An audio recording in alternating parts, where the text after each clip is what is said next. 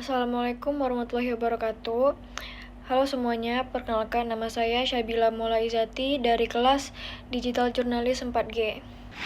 Di sini saya akan menjelaskan beberapa poin yang sudah saya kumpulkan dari membaca 10 jurnal. Di sini saya akan menjelaskan tentang wartawan dan bayaran antara fakta dan aksi nyata. Standar kompetensi dan profesionalisme. Standar kompetensi wartawan yang jelas dan pelatihan memandai sangat penting untuk meningkatkan kualitas jurnalistik dan kesejahteraan wartawan. Rendahnya gaji sering disebabkan oleh ketidakadilan perusahaan media dalam memberi penghasilan layak yang beresiko mengarah pada pelanggaran kode etik jurnalistik. Praktik penerimaan amplop atau suap juga menunjukkan bahwa ketidaksetaraan penghasilan mempengaruhi independensi jurnalis. Lalu ada survei upah layak jurnalis 2024.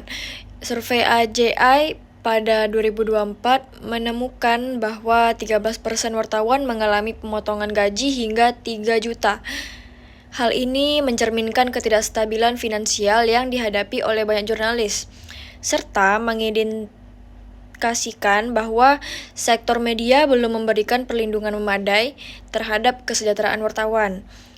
Kondisi saat ini memprihatinkan mengingat peran penting jurnalis dalam menjaga kebersamaan informasi yang berkualitas.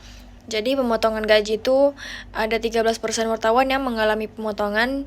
Jadi jumlah potongan itu biasanya mencapai 3 juta.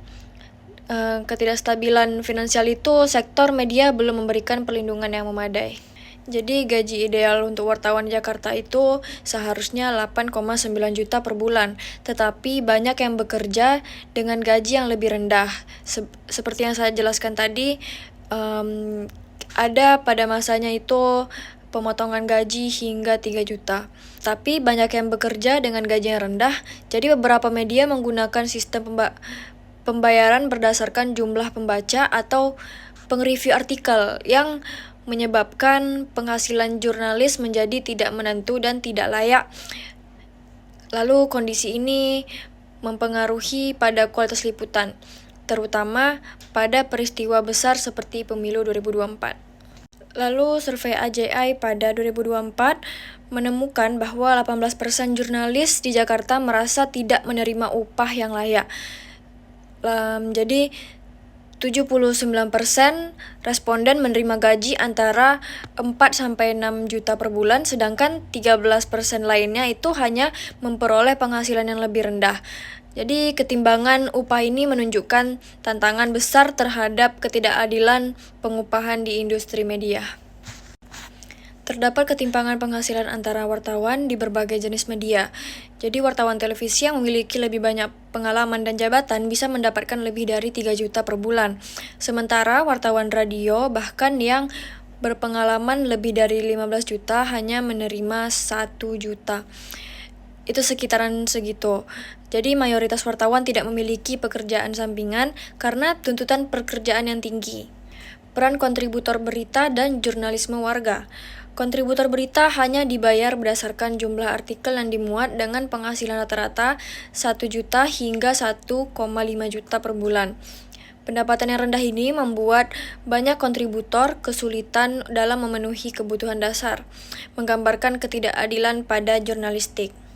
Lalu ada Cyber Media Condition Survey di 2020, yang survei ini menyoroti kondisi pengupahan wartawan di media siber, terutama di luar Jakarta. Banyak wartawan yang menerima gaji sangat rendah. Bahkan ada yang dibayar kurang dari 500.000 per bulan, dan 22,2% wartawan yang disurvei mengaku menerima gaji kurang dari 1 juta, dan 13% lainnya hanya mendapatkan upah di bawah standar UMP. Laporan tahunan AJI 2018 yaitu ancaman digital. Pada tahun 2018, standar upah layak bagi warga di Jakarta itu adalah sekitar 7,96 juta per bulan, namun banyak perusahaan media yang masih membayar di bawah angka tersebut. Bahkan ada yang lebih rendah dari UMP. Tekanan dari media digital seringkali memaksakan pekerja untuk menghasilkan lebih banyak konten dengan bayaran yang lebih rendah. Wartawan profesional dan gratifikasi. Wartawan menghadapi tantangan dalam menjaga integritas di tengah maraknya praktik gratifikasi atau suap. Jadi meskipun ada aturan hukum yang melarang wartawan menerima gratifikasi, kenyataannya masih banyak yang terjebak dalam praktik ini karena penghasilan yang tidak mencukupi. Penerapan kode etik jurnalistik yang ketat sangat penting.